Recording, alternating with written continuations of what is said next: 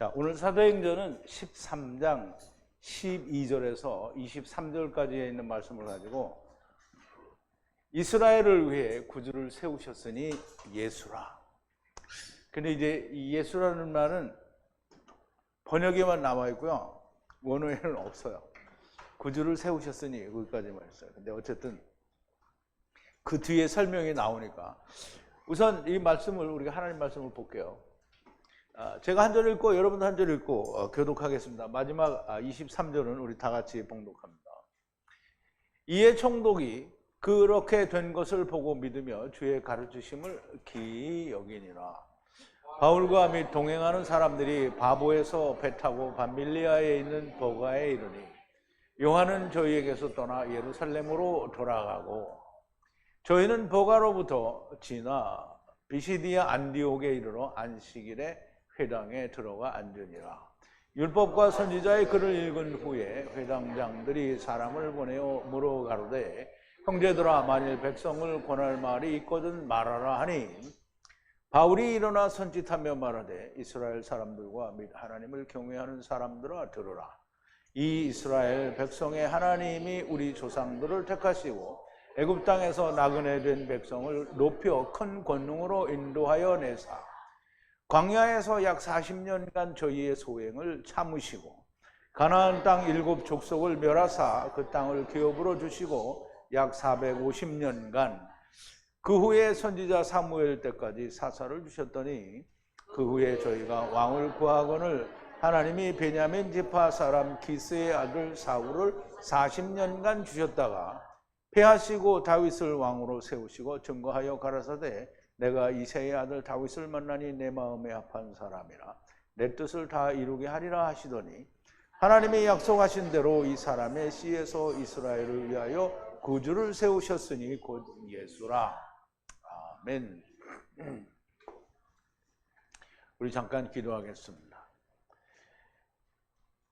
참으로 우리의 아버지가 되시고 또 세상을 온 우리들을 구원하시는 구원의 아버지가 되시는 하나님께 감사와 찬송과 영광을 돌립니다.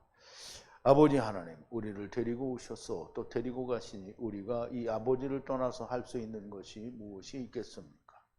우리가 이 땅에 있어도 하나님 안에 있는 것이요, 우리가 이 땅에서 죽어도 하나님 안에서 죽는 것이니 우리는 죽으나 사나 하나님 안에 있는 것이고 우리가 하나님을 벗어나려고 해도 벗어날 길이 없는데 다만 우리가 하나님께서 우리를 위하여 하신 일을 먼저 아느냐 혹은 나중에 아느냐 하는 것이 우리들에게 달려있는 것인데 아버지 하나님, 우리에게 온갖 자유를 다 주셨으니 너희의 마음대로 하라고 하는 선악을 알게 하는 나무를 먹고 난 후에 너희는 너희의 원하는 것을 다 해보라고 하셨으니 우리에게 온전한 자유를 주셨사오매 육신을 버리는 그날까지 내가 원하는 대로 나의 것을 말할 수 있게 하셨습니다.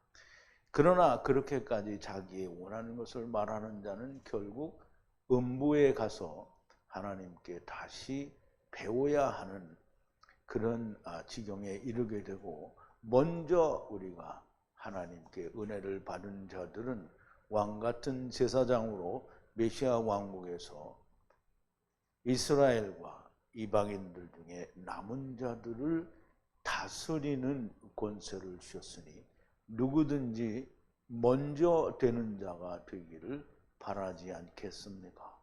그런데 먼저 되는 자는 예수 그리스도 안에서 되는 것인데 자기가 자기를 스스로 높이고 자기가 의롭다고 믿는 자들이 너무나 많으니 주님께서 제자들에게 말씀하시기를 추수할 일꾼이 적으니 추수할 일꾼을 보내달라고 너희는 하나님께 구하라고 말씀하셨습니다. 오늘 우리가 먼저 하나님을 안 자들이 추수할 일꾼들을 저희들이 만들고 또 구하기 위하여 하나님께 구하고 말씀을 우리가 전하고 또 배우고 가르칩니다.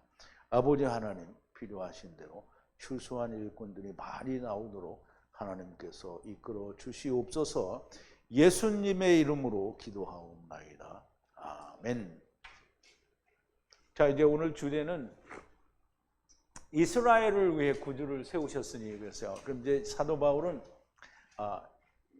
유대인들을 위해서 구주를 세웠다라는 말씀을 하는 건데요.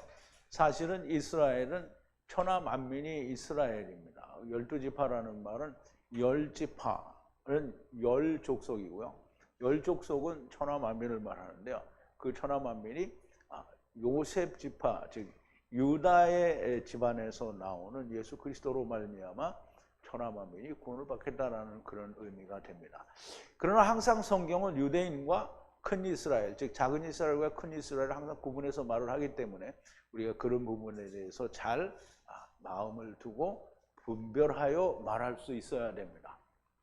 자, 이제 오늘 이 말씀을 나누기 전에 우리 지난 시간의 말씀을 좀 되새김을 해볼게요. 그런데 안디옥에 있는 교회에 대해, 즉 안디옥에는 처음 바나바와 바울이 가서, 사울이죠 그때는, 사울이 가서 1년 동안 가르치고 나니까 안디옥 교회에 그때 처음으로 그리스도의 제자들이다 라는 말이 생겨났어요. 그래서 많은 사람들에게 그렇게 거룩한 이름으로 알려졌다라는 건데요. 그런데 안디옥에 있는 교회에 대해 어떤 이들이 있으니 그 안디옥 교회에 있는 사람들을 얘기하는데요. 선지자들과 교사들이 있으니 바나바와 그 선지자들과 교사들이 따로 또 있기도 하겠지만 그들 중에 한 사람이 또 바나바와 니게르라 부르는 시몬과 구레네인 루기오와 본봉왕 헤롯 왕의 젖동생인 마나엔과 그리고 사울이라 그랬어요. 이들이 주를 섬겨 금식하며 기도할 때 거룩한 성령이 바나바와 사울을 하나님의 일을 위하여 구별하라 하시니 그랬어요. 금식하며 기도할 때 하나님의 거룩하신 성령이 그들에게 나타나셔서 주님의 일, 거룩한 성령님이 하시는 일을 위하여 어떻게 해요? 그들을 구별하여 세우라 그랬어요. 그러면 하나님이 구별하시는 거지 사람이 구별하는 게 아닙니다. 금식하고 기도하여 안수하여 그들을 보냅니다. 성령님의 보내심을 받고 실루기아로 내려가서 배를 타고 구브로 섬으로 들어갑니다. 이제 어제 우리가 그림으로 봤죠. 1차 전도 여행의 시작인데요. 살라미 안에, 즉 구브로 섬이 이렇게 길게 있으면 그러면 이 상단 쪽에 있는 살라미라는 지역에서 여러 유대인의 회당에 가서 하나님의 말씀을 전했어요. 그런데 그때에 마가라고 부르는 요한이 수종자로 함께 있었다 그랬어요. 근데 이제 사도행전 원문에는 마가라 하는 요한이다 이런 말은 없어요. 그런데 요한이 바나바와 바울과 함께 여행을 가다가 자기 혼자 돌아간 사람은 마가밖에 없어요. 그래서 마가라 하는 요한이 수종자로 함께 있었다라고 얘기를 하고요. 전도하며 섬을 지나면서 바보에까지, 살람이라는 곳에서 바보에까지 섬을 가로질러서 왔어요. 거기서 바에수라 하는 거짓 선지자, 마법사, 그 우리말로 말하면 무당을 만나는데요. 그가 총독 서기오 바울과 함께 있었는데 총독은 슬기로운 사람이라 바나바와 사울을 청하여 하나님의 말씀을 듣기를 원했어요. 그런데 이 박수 무당이라고 하는 엘루마라는 인간이 총독이 믿지 못하도록 방해를 했습니다. 그래서 바울이라고 하는 사울이, 근데 처음 여기서 바울이라는 말이 나오죠.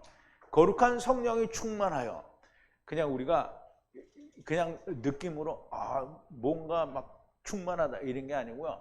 거룩한 성령이 충만하다라고 얘기했어요. 그러므로 사도 바울이 하는 행위는 욕심에 의한 거나 자기의 감정에 의해서 하는 게 아닌 거예요.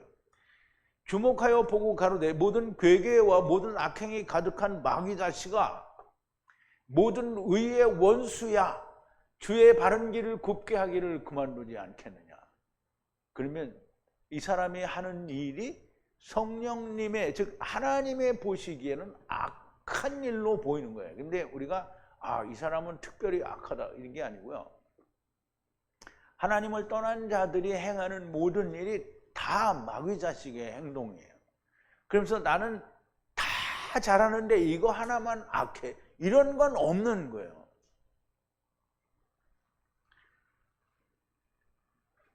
지금 그러면서 이제 바울이 얘기하는 거야. 지금 보라, 주님의 손이 너의 위에 있으니 네가 눈이 멀게 되리라. 얼마 동안 해를 보지 못할 것이라 하니 즉시 그의 눈이 안개와 어두움이 떨어져 데리고 다닐 안내자를 구하기를 시작했어요. 복음의 대적자, 곧 거룩한 성령이 하시는 일을 대적하는 자를 처단하시는 것을 우리가 보는 겁니다. 사도 바울이 가는 곳에 정말 많은 핍박이 있기로 했지만 이렇게 거룩하신 성령님의 역사가 함께 있는 겁니다. 자, 이제 오늘 본문으로 들어와서요. 12절인데요. 그럼 이제 이 박수무당 엘루마라는 인간이 총독 서기오 바울이라는 사람한테 바울과 바나바가 하나님의 말씀을 전해요. 그런데 중간에 껴가지고 이 박수무당이 막 방해질을 한 거야. 믿지 못하게. 그래서 바울이 성령이 충만해가지고 이 박수무당에게 얘기한 거잖아요. 네가 마귀 새끼야 왜 이런 일을 하느냐. 그만두라. 네가 이제 이 일을 저질렀으니까 정한 시간 동안 네가 눈이 멀게 될 거다. 그래서 그랬더니 정말 눈이 멀어서 이게 자기를 안내할 사람들을 찾아다니는 거잖아요. 근데 그거를 총독이 그 된 일을 보고 믿으며 주님의 가르침 위에 놀라니라 그랬어요. 이 놀란다는 말은 막 두려움을 보고 놀랐다 이런 뜻이 아니라 그냥 놀라니라예요. 그래서 이게 뭐 큰 의미가 있는 것 같지는 않은데 어쨌든 주님의 가르침에 상당히 놀란 거예요.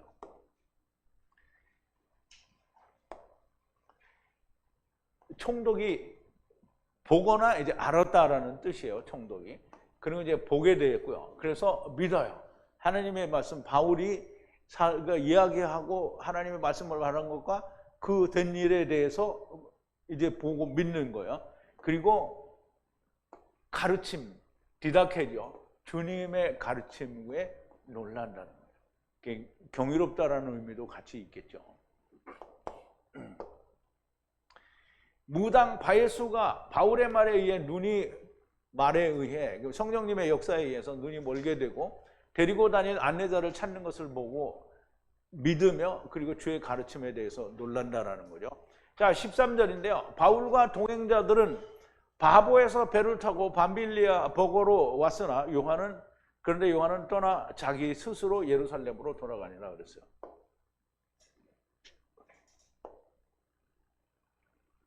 여기 우리말에는 이끌어다라고 그랬는데요. 배를 타고 해요. 배를 타고. 지금 배를 타고 바보로부터, 바보는 우리말 바보가 아니고요. 파포예요. 파포. 바보에서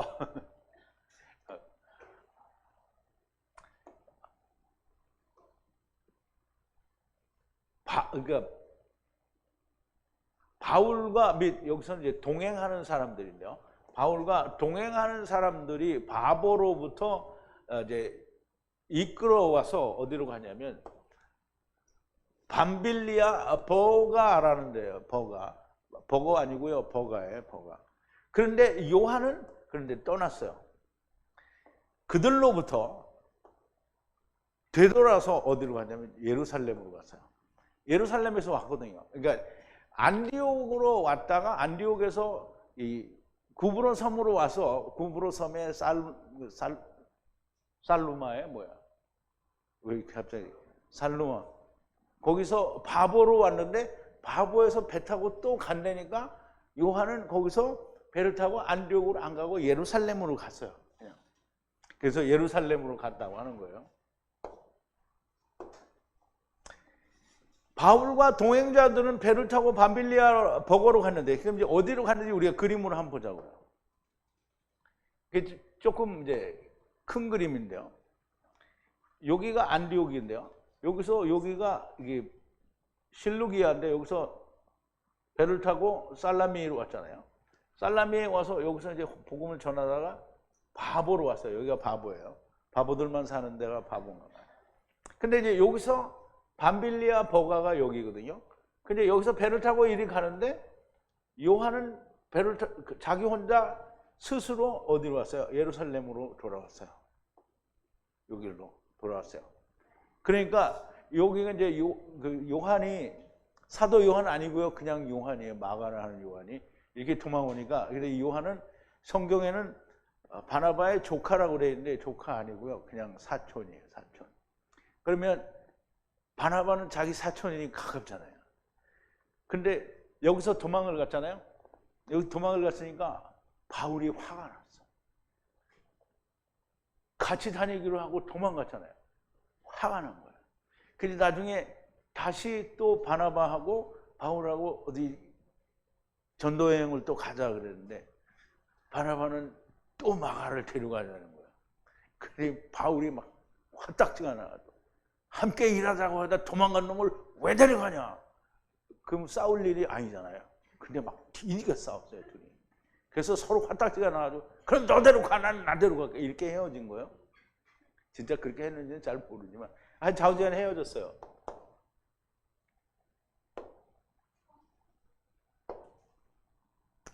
요한은 그 유명한 도망 사건이 여기서 나오게 됩니다.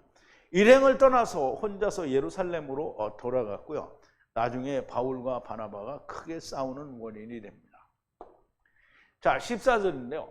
그런데 그들이 버가로부터 지나가서 비시디아 안디옥으로 도착하고 안식일에 회당에 들어가서 앉으니라 그랬어요. 그럼 이제 밤빌리아 버거로 갔는데 거기에서 머무르지 않고 거기서 더 가요. 그럼 이제 그걸 조금 이따 보죠. 그들이 지나서 버가를 지나가요. 버가로부터 지나서 도달을 했어요. 어디에? 안디옥에. 그럼 자기네들이 떠난 안디옥이 아니고요. 떠난 안디옥은 이제 바다 건너 이쪽이고요. 여기는 바다를 이렇게 돌아 건너서 비시디아라는 그 지역이 안디옥으로 간 거예요. 비시디아 안디옥으로 가서 그리고 거기에 회당에 들어가서 안식일 날에 앉았어요. 그럼 이제 우리도 이제 교회 다닐 때 보면 일요일 날 그 사람들은 주일이라고 하는데 일요일 날 예배당에 가잖아요. 근데 이 사람들도 그런 것처럼 안식일에 회당에 간 거예요. 자기들 안식일에 회당에 가서 들어가 앉은 거예요. 그럼 거기 들어가 앉은 이유는 뭐예요? 나한테 무슨 말을 시켜주기 바라고 간 거잖아요. 그래서 이제 시켜주기를 바라고 간 거예요. 그럼 이제 안식에 들어가서 앉으니라 그러세요. 버가는 그냥 지나가요. 아마도 회당이 없었는지 아니면 안식일에 비시디아 안디옥에 가서 거기에 앉으려고 맞춰서 이제 안식일에 가야 되잖아요. 근데 버가에 있으면 안식일이 없든지 번역해서 아니면 버가에는 회당이 없었는지 좌우지간. 그래서 안식일에 회당에 가는데요. 이 마가가 간 데는 여기고요. 여기는 이제 밤빌리아 버가고요. 여기서 안디옥으로 올라오는데 여기는 비시디아라고 해요. 여기는 비시디아. 그럼 이 안디옥에 와서 그럼 이제 여기도 안디옥이 있죠. 그러면 이제 여기서부터 이렇게 와서 여기 안디옥에 와서 물론 이제 육로로도 이렇게 갈 수는 있어요. 그런데 여기 와서 이제 회당에 들어가서 앉은 거예요. 이제 오늘 이야기하려고 하는 그 복음을 이야기하기 위해서 여기 앉은 거예요. 15절인데 그런데 율법과 선지자의 글을 함께 낭독하고 회당장이 사람을 그들에게 보내요. 형제 이시더라 만약 너희 안에 백성을 위한 권면의 말이 있으면 말을 하라 그랬어요.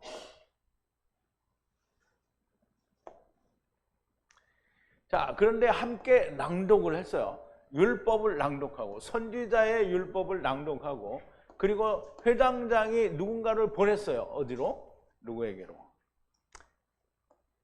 이수의 형제들아 말하라. 만약 말이 너희 안에 권면의 말이 사람들을 위한 권면의 말이 있으면 말하라는 거예요. 그리고 이제 선지자의 율법을 읽었잖아요. 그럼 선지자의 율법을 읽었으니까 성경을 읽었다는 거예요. 성경을 읽고 그 성경을 풀어서 백성들에게 위로의 말을 할 게, 권면의 말을 할 게 있으면 하라는 거예요. 그 회당장이 해야 되는데 이 사람들한테 부탁을 하는 거예요. 근데 이제 먼 길에서 이렇게 하나님의 말씀을 전하러 다닌다고 하는데 거기 왔으니까 그러면 당신들이 할 말이 뭐 있냐 하라 이렇게 된 거겠죠. 잘은 몰라요. 하여간 나는 그때 같이 안 있었으니까 잘 모르는데 이렇게 된 것 같아요.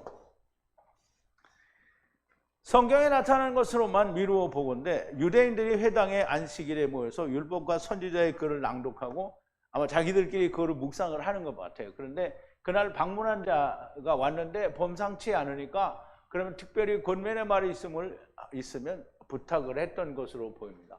아마도 그 유대인들의 회당에는 모이면 손님이 오면 율법자들이 오면 그렇게 했던 것으로 관례로 보입니다.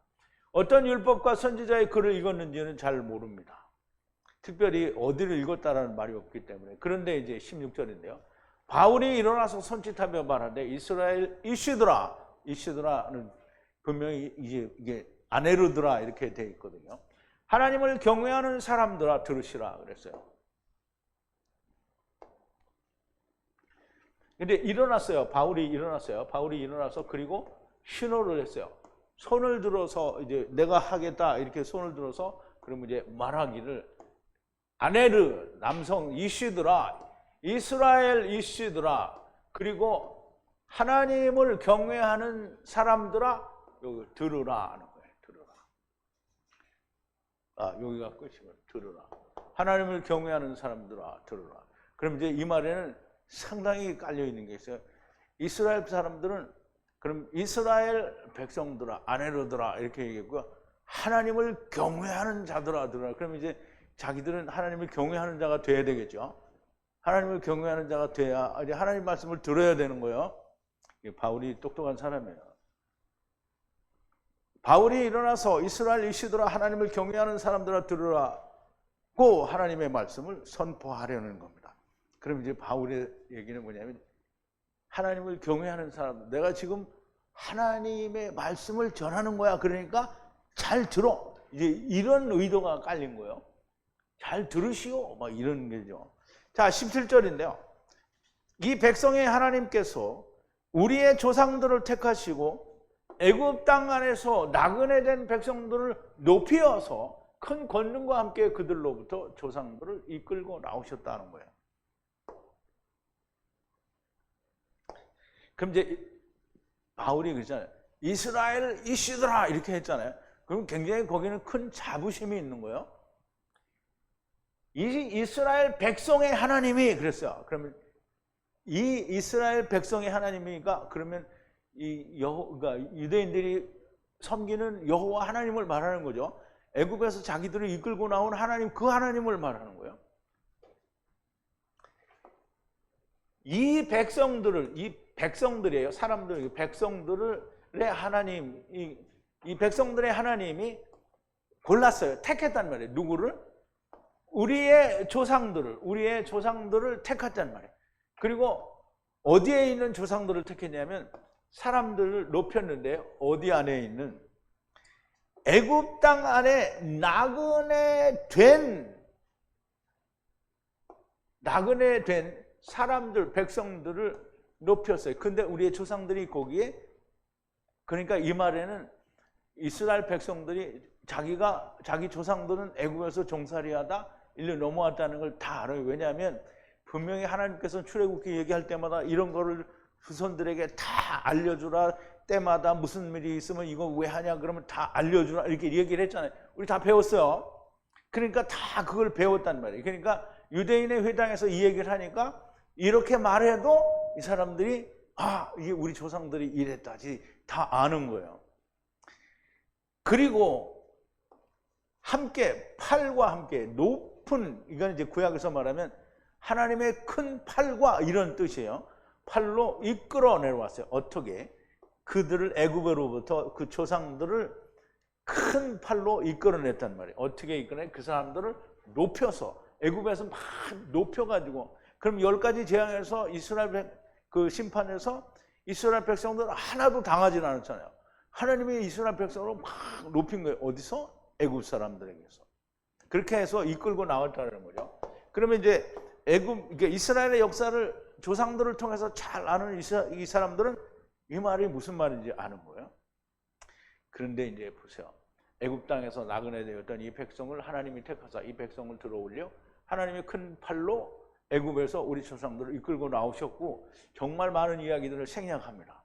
그러나 말하고자 하는 내용을 다 담고 있는 거예요. 스데반은 60절에 걸쳐서, 이 사도행전 7장에 보면 그 이제 60절에 걸쳐서 10절씩 해서 우리가 6일 동안 그러니까 6번 강의를 했거든요. 3주 동안 했는데. 그래 여기는 지금 바울은 다 생략하는 거예요. 다 생략. 6줄로 얘기해요. 6줄로. 그런데 하고 싶은 말을 다 했어요. 6절로 줄여서 말씀을 하는데요. 자, 18절인데 광야 안에서 40년 동안 그들의 소행을 참으시고, 이게 간단한 말인데요. 너희가 40년 동안 희생과 예물을 드린 적이 있냐? 나는 너 받은 거 없다. 뭐 이런 얘기 안 해요. 너희들의 소행을 40년 동안 하나님이 참았다는 거예요.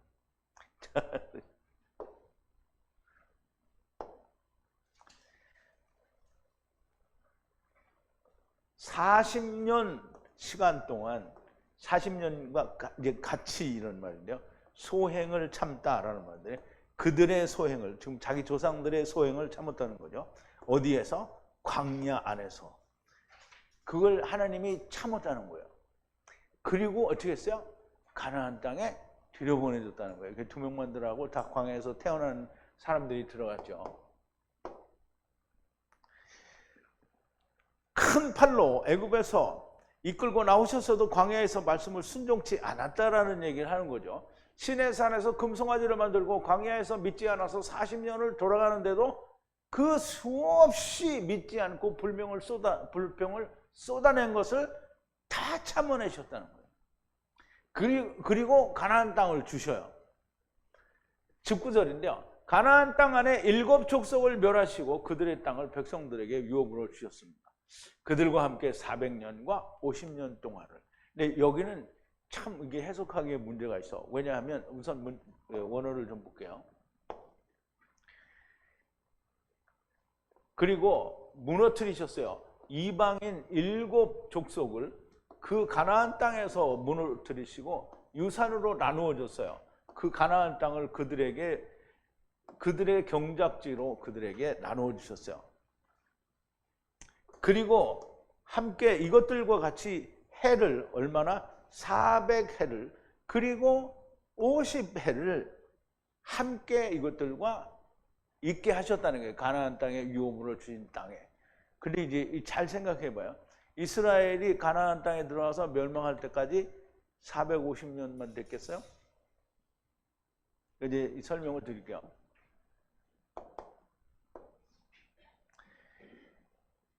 사실 이스라엘이 가나안 땅에 들어간 것은 주전 14세기, 1400년에서 15세기가 되기 전까지예요. 그러면 주전 1500년 전이니까 그러면 그러니까 이스라엘은 먼저 멸망했지만 남쪽 유다는 언제 멸망했냐면 주전, 그러니까 예수님 오시기 전 586년이니까 600년이에요. 그러면 1500년에서 600년까지니까 거의 900년이나 아니면 1000년 가까이 있었거든요. 그런데 400년과 50년이라고 얘기하는 거예요. 그러므로 4라는 숫자가 굉장히 중요하다는 걸 우리가 얘기를 해야 돼요. 아무리 길어도 그것을 4로 줄여버리면 4로 다 통해서 이야기가 되는 거예요. 그러면 주님이 40일 동안 금식을 했다라고 하고 40일 동안 하나님의 말씀을 전했다라고 하는데 40일은 땅에 있는 전체를 말하는 거예요. 그러면 40일 동안 금식하고 산에서 기도했다 이 말도 같은 말로 우리가 이해를 할 수 있는 거고 여기서 400년이니까 그러면 900년이나 되는 긴 세월을 400으로 줄여서 말을 하는데 그러면 50년이라는 말은 은혜가 이루어진 걸 말하는 거잖아요. 그래서 50은 굉장히 중요한 거예요. 그냥 5는 은혜지만 50은 은혜가 이루어진 걸 말하는 거예요. 그래서 400년과 50년이라는 것은 다른 의미가 있어요. 400년 동안의 땅의 구솔구의 삶을 마치고 은혜의 50년을 살았다는 거예요. 은혜의 50년을 살았다는 게 은혜를 이루어서 마쳤다라는 거예요. 그러면 이제 우리가 다음 얘기를 또 들어보자고요. 이스라엘이 애굽에서 나그네 생활을 마치고 가나안 땅에 들어가는 것을 430년이라고 출애굽기에서 설명을 해요. 출애굽기 12장 41절인데요.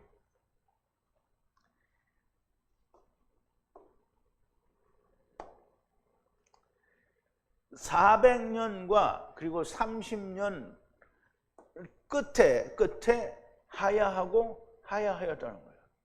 그리고 그게 뼈의 날이에요. 뼈의 날.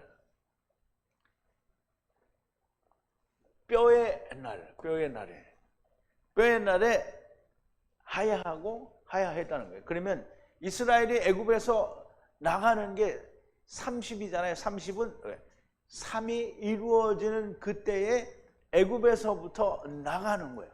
누가 나가요? 뼈의 날에 이스라엘 백성들이 애굽에서 나왔다는 거예요. 이건 이제 그림자잖아요. 그러면 이제 이스라엘이 가나안 땅에 들어가면 가나안 땅이 뭐 된다고 했어요? 다시 애굽이 된다고 그랬잖아요. 그러면 거기는 그림자로 거기를 들어가잖아요. 그러면 이제 다시 애굽은 광야고요. 세상이잖아요. 애굽에서 하느님이 세상에 오셨어요. 예수 그리스도 안에 우리가 들어가는 거잖아요. 그걸 아까도 얘기했지만 광야, 오늘을 사는 현대인의 광야 시대가 되는 거예요. 그러면 뼈의 날에 하야하는 거예요. 그러면 그날이 광야, 애굽에서 나온 날이 뼈의 날에 나온 거라는 의미를 같이 가지고 있고요. 그리고 여호와의 군대, 즉 이스라엘 애굽 땅에서 여호와의 군대가 모두 나갔어요. 이것과 저것, 처음과 나중에 다 나가게 된다는 뜻을 가지고 있는 거죠. 그럼 이제 이스라엘 백성이 나왔다고 안 하고요. 여호와의 군대가 애굽 땅에서 나왔다는 거예요.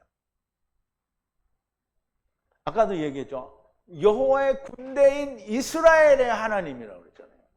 그럼 여호와의 군대가 이스라엘이라는 얘기죠. 여기도 똑같이 이스라엘이 여호와의 군대라는 거예요. 그래서 뼈의 날 나왔다라는 얘기를 하는 거죠.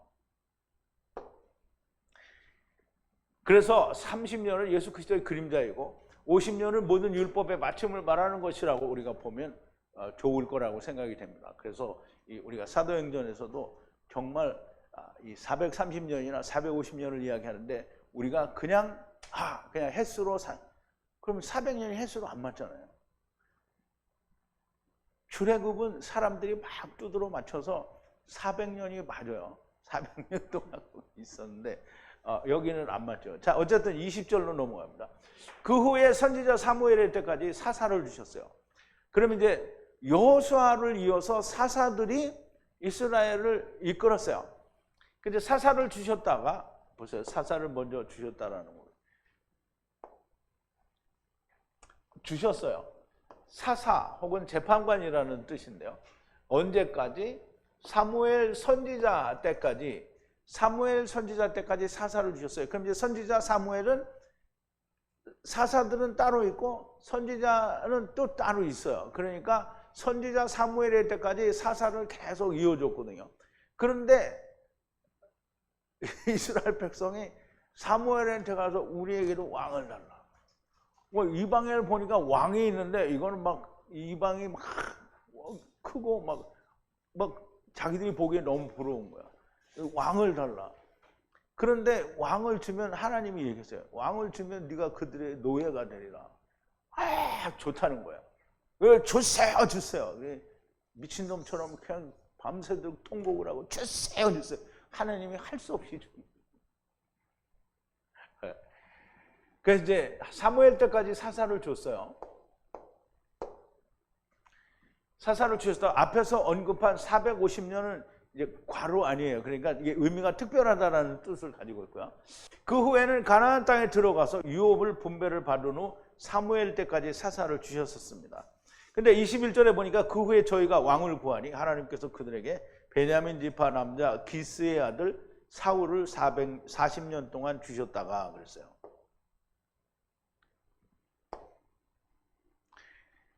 그곳에서부터 사무엘의 때부터 우리 간청했어요. 왕을 간청했어요. 하나님께 그들에게 왕을 주셨어요. 주시기를 간청했단 말이에요. 그래서 하나님께 그들이 왕을 달라고 간청을 하니까 사울 아들, 누구 아들? 기스의 아들 사울, 이시 기스의 아들 사울을 베냐민 지파의 남자 기스의 아들 사울을 어떻게 했어요? 그들의 왕으로 줬어요. 얼마 동안? 40년 동안. 그럼 이제 사울이 딱 40년을 왕을 했나 봐요. 그죠? 40년을 왕을 했다라는 얘기는 뭐냐면 율법은 40이면 끝나는 거예요. 율법이 땅에 그러니까 40은 우리가 사람이 그렇잖아요. 우리 어머니만 해도 지금 96세인데요. 97세예요. 97세. 근데 땅에서 97세를 사는 사람도 있고 우리 그 자매님 아버님은 100살도 넘으셨잖아요. 그렇게 넘게 사는 사람도 있는데 그 죽으면 그게 40이에요. 그냥 죽으면 40이에요. 땅을 맞췄다는 거예요. 그러면 이제 사울이 40년을 넘게 했는지 적게 했는지는 몰라요. 어쨌든 사울이 끝남으로 율법은 어떻게 40을 끝난 거예요. 그래서 사람이 죽으면 율법이 끝난 거예요.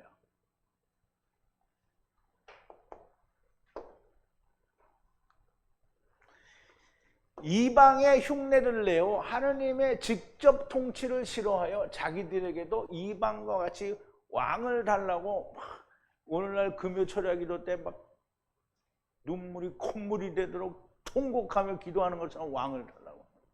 그래서 하나님께서 저들에게 사울을 왕으로 40년 동안을 주셨고요. 40년은 율법이라는 말씀이고요. 율법은 40에 맞추는 겁니다. 22절인데요. 그를 폐하시고 다윗을 그들의 왕으로 높이시고 가라사대 나의 마음을 따라 이새의 아들 다윗을 찾으니 확증하였다. 그가 나의 뜻을 다 행하리라. 이렇게 확증을 하셨다는 거예요. 물론 하나님이 뭐 찾겠어요. 하나님이 다 아시는 거죠. 그러면 이제 패했다는 거예요. 누구를 패했어요? 사울을 패했다는 거죠. 그리고 높였어요. 누구를? 다윗을 왕으로 그들에게 높였어요. 그들의 왕으로. 그리고 증명이 되었다. 그리고 찾았어요. 뭐를 찾았어요? 다윗을 찾았어요. 누구의 아들? 이새의 아들. 이사의 아들을 찾았고요. 하나님의 마음을 따라서 합한 자라는 거예요. 하나님의 마음을 따르는 자라는 거예요. 그래서 그가 모든 걸 다 하리라. 모든 것을 하리라. 뜻, 누구의 뜻? 나의 뜻을 다 이루리라는 거예요. 지금 그러면 다윗이 하나님의 뜻을 이루리라 하는 거예요. 그러면 다윗이 이루리라는데 다윗의 아들이 와서 다 이룬다라는 얘기를 하는 거예요. 이제 사울은 율법이에요. 그래서 사울은 40년 만에 끝났어요.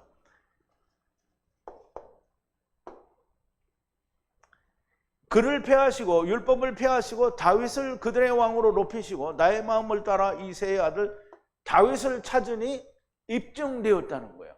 그가 나의 모든 뜻을 이룰 것이라는 게 입증이 되었다는 거예요. 하나님이 이루시게 할 거니까 다 본 거죠. 하나님이 본 거예요. 자, 23절인데 하나님께서 이 사람의 씨로부터 약속을 따라서 이스라엘을 구원으로 인도하셨으니 그랬어요. 자, 이제 이 얘기를 사도 바울이 누구에게 하는 거냐면 비시디아의 안디옥에 있는 유대인들 회당에 가서 거기에 모인 사람들에게 하는 거예요. 이것을 이 사람이 그 하나님의 씨로부터 약속을 따르는 그 씨로부터 인도한다는 거예요. 이스라엘을 어디로? 구원으로 인도한다는 거예요. 이 사람의 씨가, 다윗의 씨가 그렇다는 거예요. 그러니까 다윗의 씨, 그러면 뭐예요? 씨는 아들이에요. 아들. 씨는 다 아들이에요. 아들로부터 그 사람의 약속의 아들이에요. 그러면 약속의 아들은 다윗의 아들이에요. 다윗의 아들.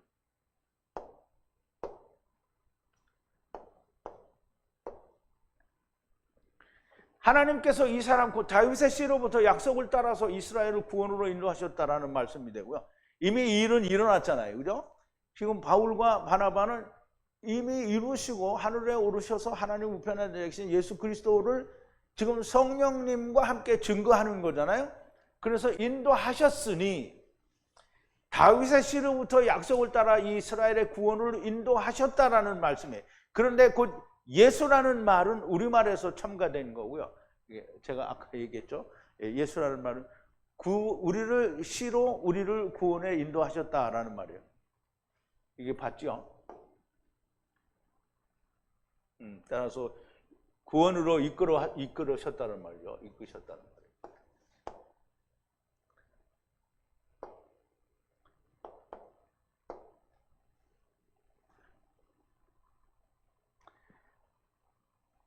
하나님께서 이 사람 곧 다윗의 씨로부터 약속을 따라 이스라엘을 구원으로 인도하셨다라는 말씀이고요. 그런데 곧 예수라는 말은 우리말에는 이제 들었고요. 이제 원어에는 없다는 말이에요. 우리말에 첨가한 것이고요. 그러나 뒤에 나오는 모든 말씀이 그가 곧 예수라는 말씀을 증거합니다. 사도 바울의 증거는 사실 성령님의 증거가 됩니다. 간결하고 짧지만 들어야 할 말씀이 다 있습니다. 사도 베드로의 사도 행전이 끝나고 이제는 사도 바울의 이방인을 위한 전도 여행의 시작입니다.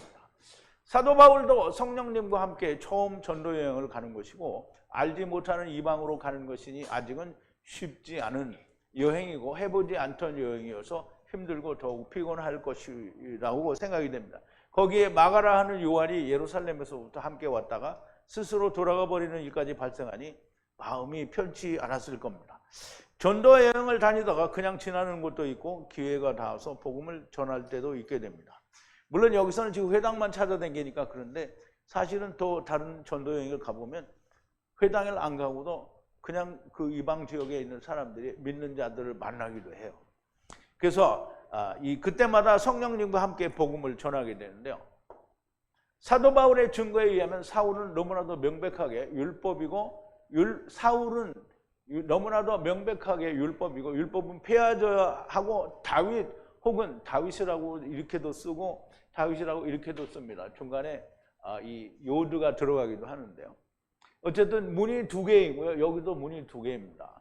문이 둘이신 나오는 문이 되시고 들어가는 문이 되시는 여호와 하나님이신 분의 아들이 약속의 아들이에요. 약속의 아들이라는 말은 자, 이 책에 대한 이 마태복음 1장에 보면 예수 그리스도의 기원에 관한 성경이다. 비블로스라는 책이라는 말인데요. 성경이라는데요. 누구가 예수 그리스도냐면 다윗의 아들이요. 아브라함의 아들이라고 해서. 그럼 이제 여기는 후손이라고 하는데 후손이라고 하면 안 돼요. 물론 억지로 쓰면 쓸 수 있겠죠. 근데 아들이에요. 그러면 아브라함은 이삭이 아들이니까 이렇게 아들이라고 하는데 그럼 아브라함의 아들 이삭을 말하는 거겠어요? 아브라함의 아들 예수를 말하는 거잖아요. 그럼 다윗의 아들 솔로몬을 이야기하는 게 아니잖아요. 예수를 이야기하는 거예요. 그게 예수 그리스도라는 거예요. 그러므로 약속의 씨는 다윗의 씨, 아브라함의 씨를 말하는 거예요. 그럼 이제 아브라함의 씨는 이삭인데 이삭은 누구가 봐도 명백하게 예수 그리스도를 말한다라고 얘기를 했잖아요. 그런데 여기는 명백한 구분이 없으니 왜? 예수 그리스도 당사자를 이야기하기 때문에 그런 거예요.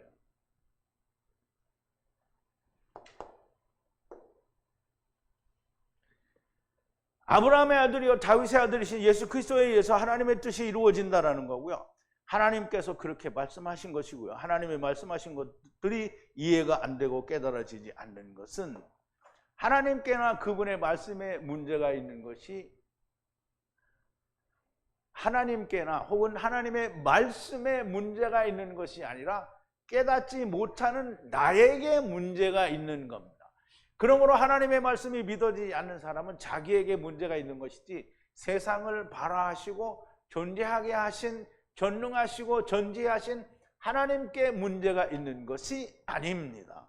그런데 사람들은 전부 하나님께 문제가 있는 것처럼 하나님의 말씀이 뭐 다 문서 편집설이다 무슨 이게 사람의 모임 다 한 거니까 오류가 있는 거다 이런 말을 하기를 좋아하는 거죠. 그러면 하나님이 전지전능하면 하나님이 하나님의 말씀을 적고 쓰는 일에 뭐 이렇게 어려운 일이 있겠어요. 하나님이 야 이리 와봐 이거 좀 적어. 그런데 막 적는데 사람이 자기 생각대로 막 하나님은 먹어라 이렇게 했는데 먹어도 좋을 것이다 이렇게 쓰면은 하나님이 가만히 계시겠어요? 그러면 그렇게 쓰면 어떻게 해요? 하나님이 팍 죽어. 그러면 다음 놈을 불러도 그 다음 놈이 올 때 하나님이 잘못 쓰니까 죽이더라. 그러면 절대 자기를 잘못 쓰지 않을 거 아니에요. 그죠? 그러면 그래서 이스라엘 사람들이 하나님의 말씀을 기록을 잘못하면 가서 안 되니까 어떻게 해요? 가서 목욕제게 하고 깨끗하게 그런다고 해서 잘 되는 것도 아닌데 그럼 다 깨끗하게 와서 다시 쓰잖아요. 그리고 뭐 잘못 쓰면 다시 가서 다시 와서 쓴단 말이에요. 하나님의 말씀은 하나님이 기록하시고 하나님이 유지하는 거지 사람이 유지한다라고 믿고 있으니까 벌써 틀려 처먹은 거라는 거죠. 하나님의 말씀을 신화로 치부해버린다고 해결되는 것이 아닙니다. 그렇게 믿는 것은 사람, 곧 너희 생각이지 하나님의 말씀이 사라지는 것이 아닙니다. 늘 항상 하는 말이지만 죽어서 까보게 되면 압니다. 그러나 죽어서 까보고 알게 되면 너무 늦는 거죠. 전지에 전능하신 하나님께서는 여호와 하나님을 보내셔서 그 모든 것을 이루시고 완성하셨습니다. 하나님께서는 언제나 자유를 주셨습니다. 육신에 있는 동안에는, 흙집에 있는 동안에는 당신들 마음대로 할 수가 있다라는 거예요. 믿지 않고 하나님을 대적질하는 것까지도 마음대로 하라는 거예요. 그럼 이제 마음대로 하라는 건 뭐예요? 이렇게 우리가 울타리 안에 있는데 그 안에다 쥐새끼 넣어놓고 너 마음대로 해봐. 그러면 막 돌아다니냐? 그 갈 데가 어디세요? 거기 있잖아요. 그럼 우리가 하나님의 성령과 하나님의 말씀 안에 우리가 세상에 있는 거잖아요. 그럼 세상에서 죽을 때까지 막 자기 마음대로 다 해요. 그럼 어디서 죽어요? 성령과 말씀 안에서 죽는 거잖아요. 근데 우리가 그러니까 되게 웃기는 거예요. 로켓을 쏴가지고 하늘을 뚫고 나가보자. 그리고 나갔대. 그 나갔으면 물이 다 새야 되는데 하나도 안 새잖아요.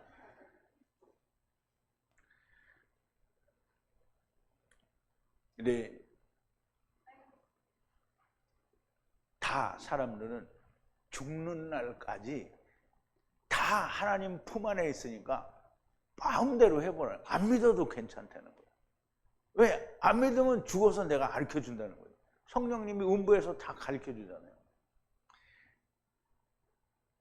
다 안 믿는 것까지 다 할 수 있어요. 하나님 대적질하는 것도 마음대로 해도 돼요. 그러나 모든 인간은 어떻게 해요? 죽어요. 히브리서 9장 27절인데요. 사람이 한 번 죽는 것은 정한 이치요. 보세요. 인간이 한 번 죽는 것은 정한 것을 따라서 죽는 거예요. 그런데 그것과 함께 뭐가 있어요? 심판이 있다는 거예요. 그러면 마음대로 하다가 아니 하나님 마음대로 하라고 했잖아요. 그래 너 마음대로 해서 잘했어 와. 그럼 맨날 이제 성령으로 다 불두들겨 맞듯이 맞는 거잖아요. 그거 하는 거예요. 성령으로 그런 게요. 그게 심판이에요. 심판이 뭐냐면 불을 두들겨 맞는 게 심판이 아니고 너는 음부, 너는 아브라함 품 이게 심판이에요. 그래서 음부에 가면 뭐 하는 거예요? 아유 불꽃놀이 하는 거잖아요. 아브라함 품에 가면 뭐예요? 거기는 아브라함 품에서 편안하게 공부하는 데요. 여기는 막 불로 두들겨 맞으면서